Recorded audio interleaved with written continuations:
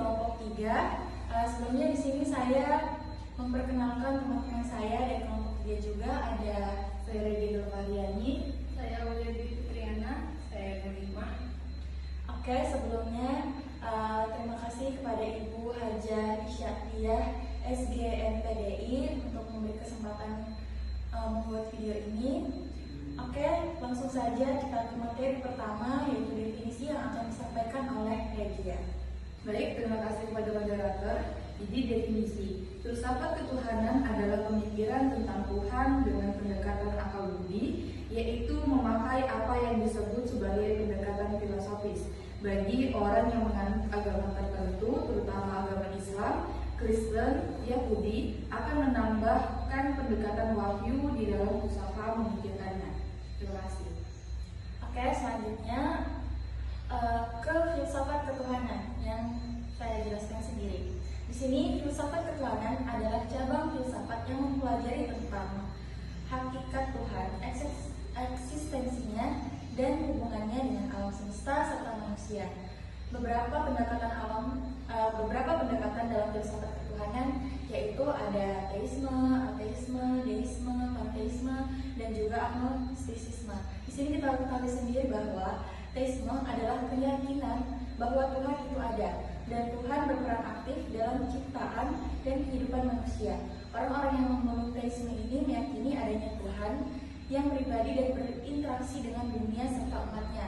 Contohnya itu seperti orang Kristen, seperti Muslim, kita sendiri, dan Yahudi adalah penganut teisme karena mereka percaya kepada Tuhan. Selanjutnya itu ada ateisme. Ateisme adalah keyakinan atau pandangan bahwa tidak ada Tuhan atau dewa. Jadi penganut ateisme ini tidak percaya tentang adanya Tuhan. Contohnya seseorang yang tidak meyakini adanya Tuhan atau dewa dan lebih memilih pendekatan yang ilmiah. Terus yang ketiga itu ada deisme. Deisme adalah pandangan yang mereka percaya bahwa Tuhan itu menciptakan alam semesta. Namun setelah penciptanya, Tuhan tidak lagi terlibat langsung dalam urusan dunia. Tuhan dianggap sebagai pencipta yang tidak ikut campur tangan dalam kehidupan manusia. Jadi itu dia menciptakan alam semesta, tapi dia tidak ikut serta dalam mengatur hal-hal yang ada di alam semesta ini, seperti itu. Terus yang keempat ada panteisme. Di sini panteisme adalah pandangan di mana mengidentifikasi Tuhan dengan alam semesta itu sendiri. Jadi dalam panteisme ini Tuhan dan alam semesta adalah satu kesatuan dan Tuhan terdapat dalam segala hal yang ada. Contohnya kayak benda seperti handphone, seperti jam tangan, baju, seperti diri sendiri itu ada Tuhannya. Jadi mereka pandangan seperti itu. Contohnya kayak penganut panteisme ini percaya bahwa Tuhan ada di segala sesuatu. Seperti dalam sejarah filosofi Spinoza yang menganggap Tuhan adalah alam semesta itu sendiri. Terus yang terakhir itu ada agnostisisme, di mana agnostisisme ini adalah pandangan yang menganggap bahwa keberadaan Tuhan dan realitas ilahi tidak dapat diketahui atau dipahami oleh manusia. Contohnya itu seperti seorang agnostik yang mungkin berkata, saya tidak tahu apakah Tuhan itu ada atau tidak, karena saya percaya itu adalah sesuatu yang tidak bisa diketahui dengan pasti.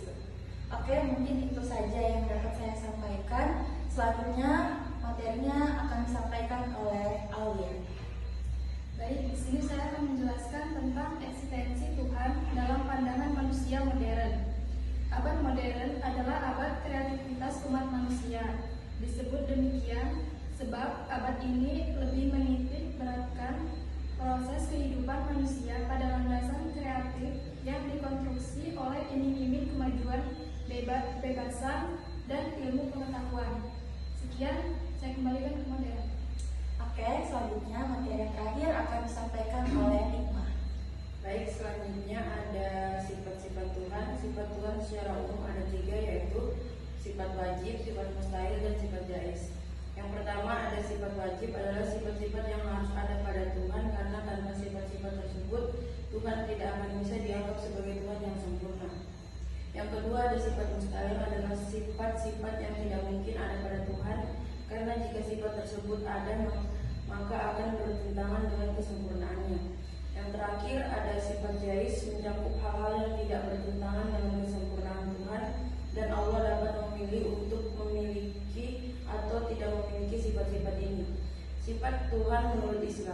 Sifat Tuhan adalah sifat-sifat yang melekat pada Allah Subhanahu wa taala dan tidak bisa dipungkiri keberadaannya. Yang pertama ada wujud, tidak bahwa mukhalafatul lil hawaditsi, dan yang terakhir ada qiyamuhu binafsi. Wujud berarti bahwa Allah itu ada, kidam berarti Allah tidak mempunyai permulaan atau tidak ada awalnya. Baka berarti bahwa Allah kekal dan tidak akan binasa. Mukhalafatul lil hawaditsi berarti bahwa Allah berbeda dari segala sesuatu yang diciptakan. Dan yang terakhir qiyamuhu binafsi berarti bahwa Allah tegak dengan sendirinya. Sekian dari saya kembalikan kepada kamera. Oke, itu saja presentasi dari kami. Kurang lebihnya kami mohon maaf yang sebesar-besarnya. Terima kasih. Wassalamualaikum warahmatullahi wabarakatuh.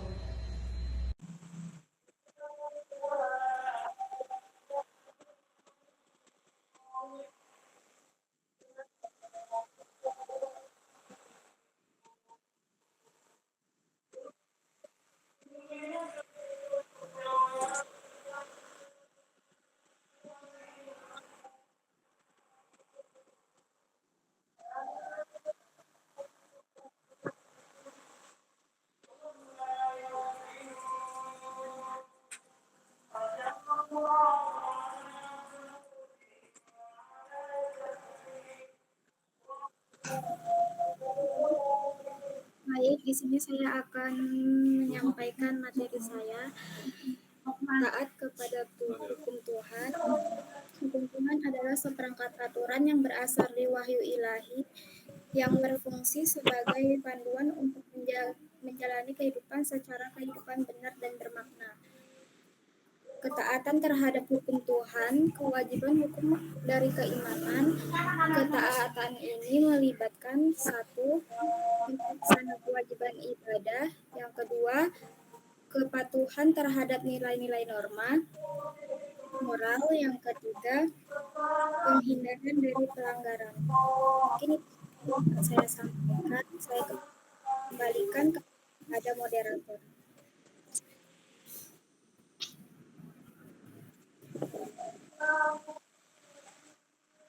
Baik, Pak.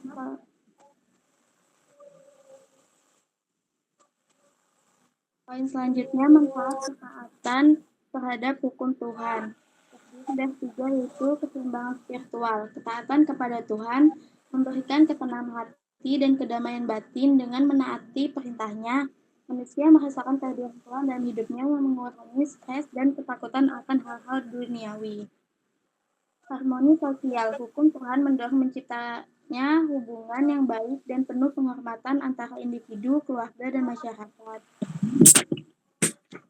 Keberkahan hidup. Kehidupan yang taat hukum Tuhan dipercaya membawa keberkahan berupa kemudahan rezeki, kesehatan, dan perlindungan dari malapetaka.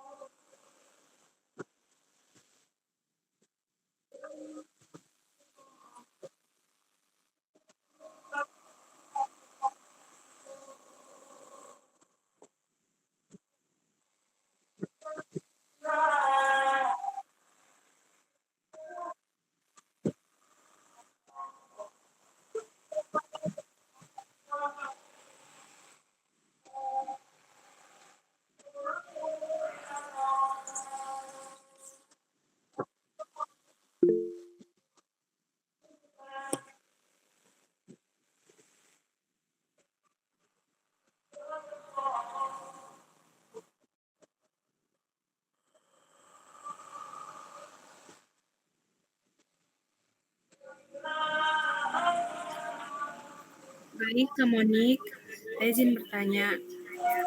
Relevansi ketaatan terhadap hukum Tuhan dalam kehidupan modern, bagaimana hukum Tuhan tetap relevan sebagai panduan hidup di era modern yang penuh dengan tantangan moral dan sosial. Diskusikan dengan mengaitkan aspek spiritual, sosial, dan etika.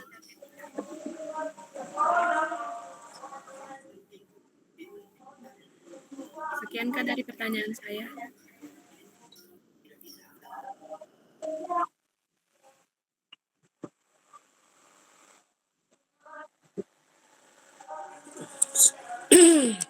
Baik, izin bertanya. Jelaskan bagaimana seorang bidan dapat menunjukkan ketaatan kepada hukum Tuhan dalam memberikan pelayanan kebidanan, terutama saat menghadapi situasi yang bertentangan dengan nilai-nilai moral dan agama. Terima kasih.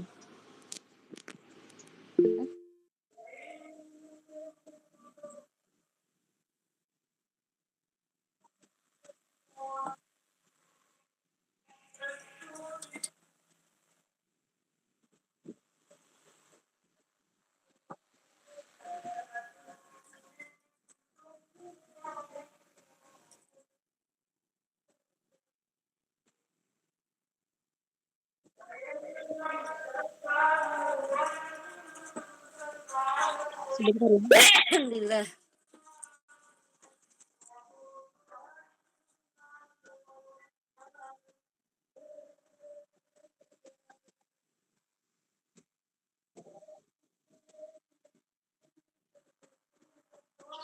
Maaf, pertanyaannya apakah sudah disimpan?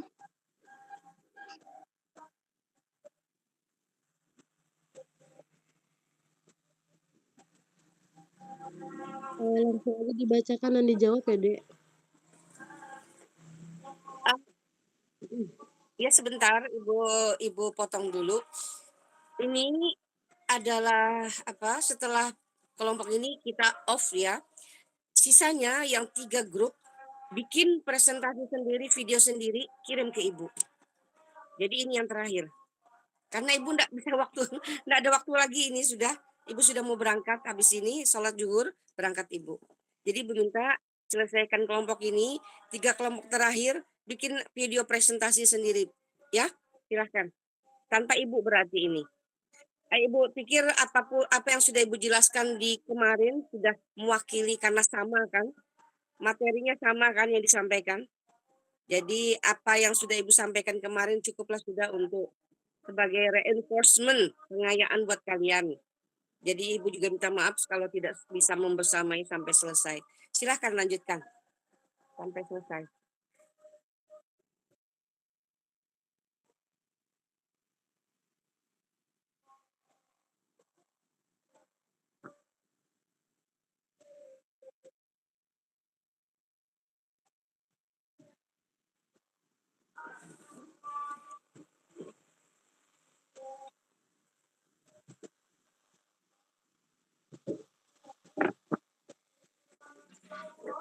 Baik, saya Adelia Nurfadila yang akan melanjutkan untuk menjawab pertanyaan. Buat Nurul dari kelompok 8 S1 Kebidanan, jawabannya adalah ketaatan terhadap hukum Tuhan dalam kehidupan modern memberikan panduan yang kokoh untuk menghadapi tantangan moral dan sosial. Dengan menekankan aspek spiritual, sosial, dan etika, hukum Tuhan membantu manusia menjalani kehidupan yang lebih bermakna, harmonis, dan bertanggung jawab. Adaptasi dan interpretasi yang bijak diperlukan agar nilai-nilainya dapat terus diterapkan dalam konteks dunia yang berubah. Apa bisa dipahami?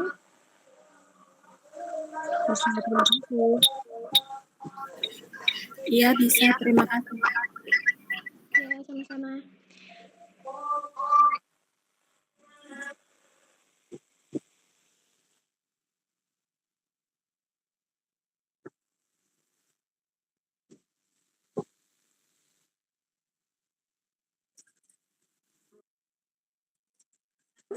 Di sini saya akan menjawab pertanyaan Regia, kelompok 3. Jelaskan bagaimana seorang bidan dapat menunjukkan ketaatan kepada Tuhan dalam memberikan pelayanan kebidanan, terutama saat menghadapi situasi yang bertantangan dengan nilai-nilai moral dan agama? Jawabannya, satu bidan akan selalu memprioritaskan keselamatan ibu dan bayi, menolak tindakan membahayakan keduanya seperti aborsi. Bidan juga akan memberikan informasi yang jujur dan objektif, membantu pasien membuat keputusan yang sesuai keyakinannya, meskipun berbeda dengan keyakinan pribadi bidan. Bidan akan selalu menunjukkan sikap yang penuh kasih, sabar, dan rendah hati kepada pasien, menjadi contoh perilaku yang sesuai dengan nilai-nilai moral dan agama. Bidan yang taat kepada Tuhan akan selalu berusaha untuk menjadi berkat bagi pasien dan keluarga dengan memberikan pelayanan yang terbaik dan penuh kasih sayang.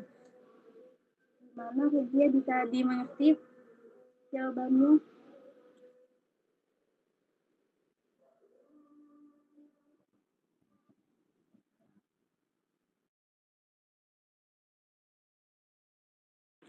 Bisa dimengerti, Kak. Terima kasih.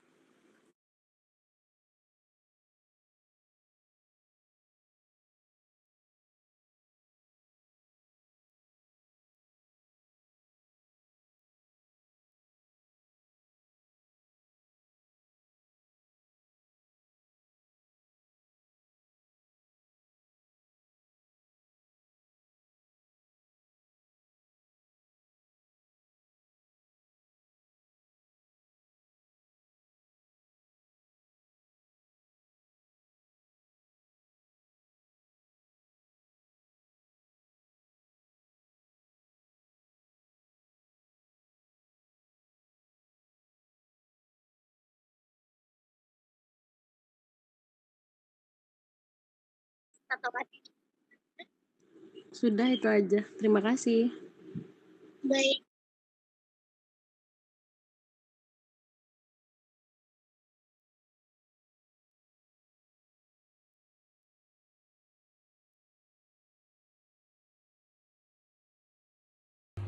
Bismillahirrahmanirrahim. Assalamualaikum warahmatullahi wabarakatuh. Yang terhormat Ibu Haja Isya'dia SAG MPDI selaku dosen pembimbing mata kuliah agama Islam, kami ucapkan terima kasih kepada Ibu yang telah memberikan kepada kami kesempatan untuk mempresentasikan hasil diskusi kelompok kami. Perkenalkan, saya Putri Aulia selaku moderator dari kelompok 6, dan di sini saya bersama teman saya Emma Naning Cahyani dan Rindu Anastasia Ramadhani. Baik, jadi pada presentasi kali ini kami akan membahas mengenai masyarakat sejahtera dan beradab. Untuk mempersingkat waktu, mari kita langsung lanjut ke pemaparan materinya yang akan dibawakan oleh teman saya Rindu Anastasia Ramadhani. Kepada beliau kami persilakan. Baiklah, jadi yang pertama yaitu apa pengertian agama. Jadi agama adalah sistem yang mengatur tata keimanan atau kepercayaan kepada Tuhan yang Maha Kuasa, serta tata kaidah yang berhubungan dengan pergaulan manusia serta lingkungannya. Jadi agama dapat disimpulkan bahwa pengertian agama adalah suatu kepercayaan yang dianut oleh seseorang untuk mengatur tata keimanan serta berhubungan dengan tatanan kehidupan manusia. Agama juga berperan dalam mengarahkan kehidupan manusia menuju kebaikan bersama. Selanjutnya yang kedua, apa pengertian masyarakat? Jadi masyarakat adalah sekelompok individu yang saling berinteraksi, saling membutuhkan satu sama lain. Jadi tidak ada satupun individu yang dapat hidup tanpa individu lainnya. Maka dari itu manusia disebut makhluk sosial.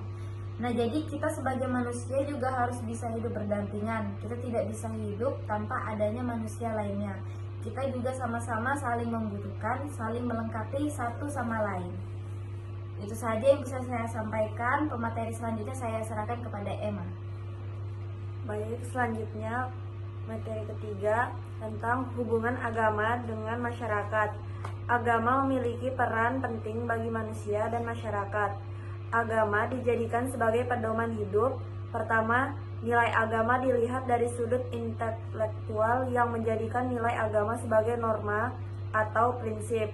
Kedua, nilai agama dirasakan dalam sudut pandang emosional yang menyebabkan adanya sebuah dorongan rasa dalam diri yang disebut mistisme.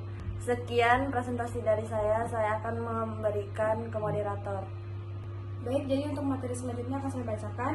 Di sini ada peran umat beragama dalam mewujudkan masyarakat yang beradab dan sejahtera.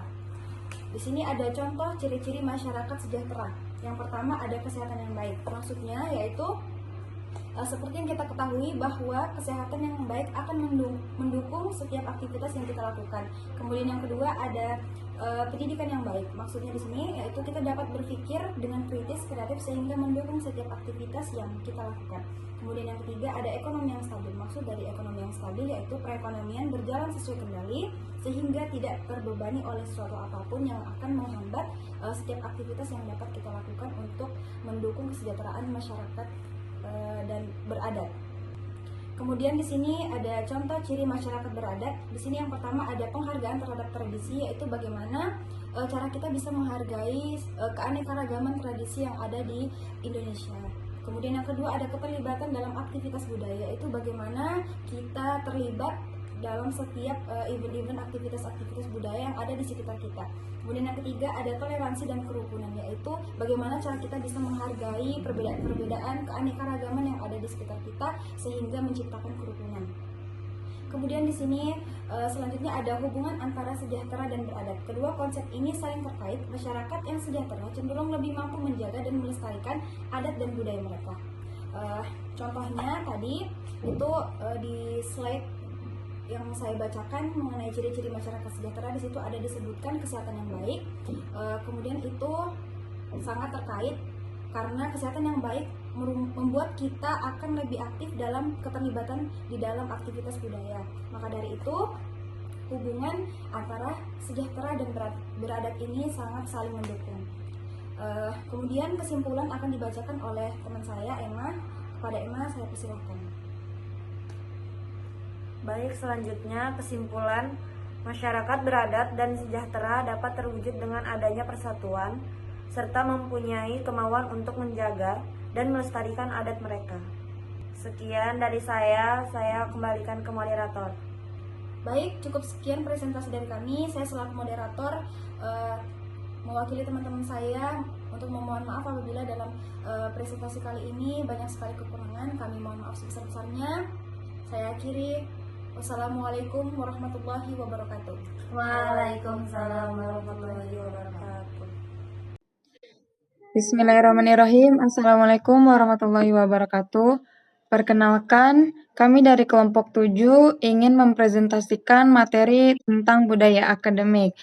Sebelumnya, perkenalkan saya Dera Andraini Bazargan Putri sebagai moderator dan presentator pertama. Lalu ada Husnul Amelia sebagai presentator kedua dan juga Eva Riniasari sebagai presentator ketiga. Langsung saja masuk ke pembahasan. Budaya akademik merupakan landasan penting dalam menciptakan lingkungan pendidikan yang kondusif untuk pembelajaran, penelitian, dan juga pengembangan ilmu pengetahuan. Dalam konteks Islam ini, budaya akademik tidak hanya berorientasi pada pencapaian intelektual, tetapi juga pada pembentukan karakter yang berlandaskan nilai-nilai keislaman, seperti kejujuran, tanggung jawab, dan juga akhlak mulia. Rasulullah Shallallahu Alaihi Wasallam mendorong umatnya untuk terus menuntut ilmu. Dan maksud dari latar belakang ini bisa kita artikan seperti bahwa budaya akademik ini mengajarkan kita tidak hanya pada keilmuan doang, tapi dalam konteks Islam juga mengajarkan kita bagaimana cara bertanggung jawab, jujur, dan selalu menjaga akhlak mulia kita, serta dalam pendidikan di mana kita tidak hanya memperbaiki diri sendiri, akan tetapi juga memberikan ilmu pengetahuan yang telah kita dapatkan bisa bermanfaat bagi orang lain. Dan selanjutnya akan dibahas oleh Husnul Amelia, dipersilahkan.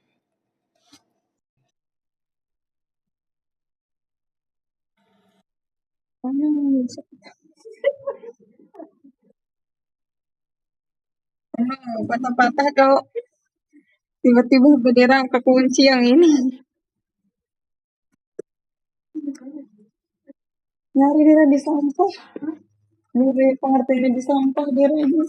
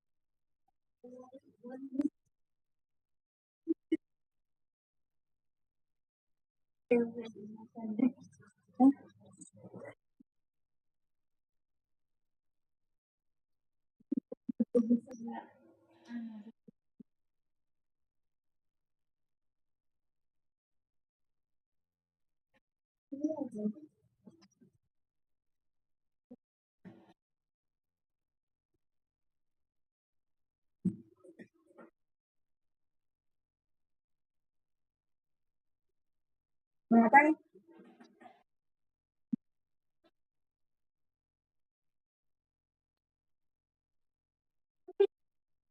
Oke, Bang.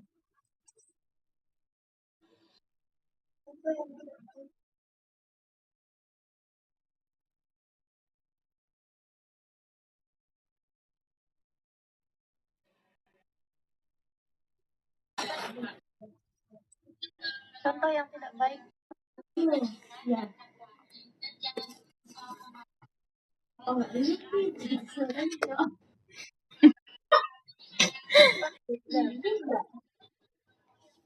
kemana dulu?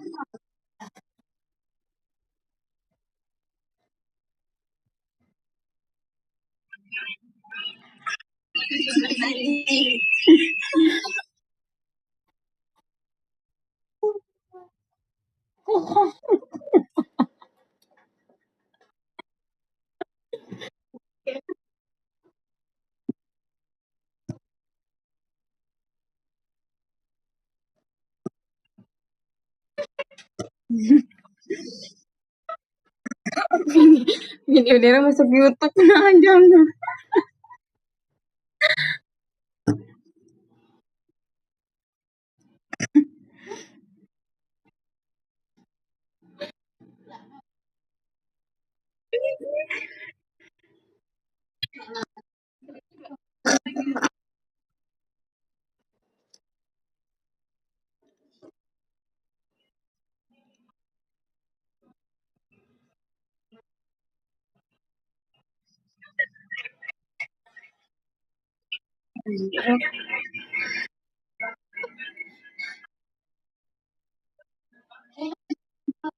Belum lah Kak, dia enggak.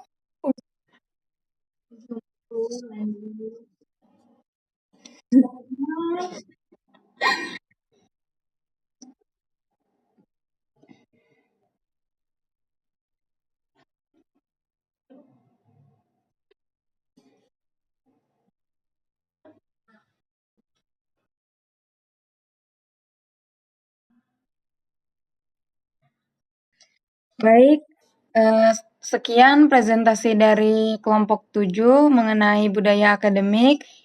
Kurang lebihnya mohon maaf. Wassalamualaikum warahmatullahi wabarakatuh.